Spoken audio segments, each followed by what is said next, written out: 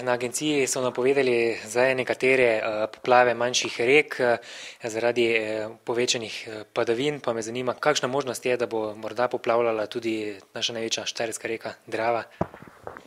Ja, verjetnost poplav je velika.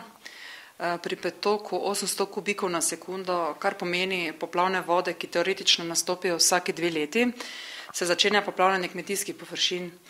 Pri pretoku 1200 kubikov pa visoke vode poplavijo tudi stanovanjska območja. Katera območja v območju reke Drave so najbolj ogrožena v bistvu? Katera so tista, ki bi najprej poplavila, če bi prišlo do poplav? Ja, najbolj ogrožena območja poselitve so Malečnik, Zrkovci, Dogoše, Duplek in pa Dvorjane. Kdaj so pa morda bile tiste največje oziroma poplave nazadnje na Dravi?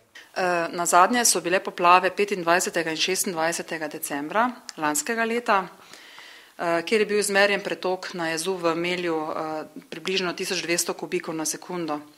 Poplavljenih je bilo nekaj nestanovanjskih objektov in pa kmetijske površine.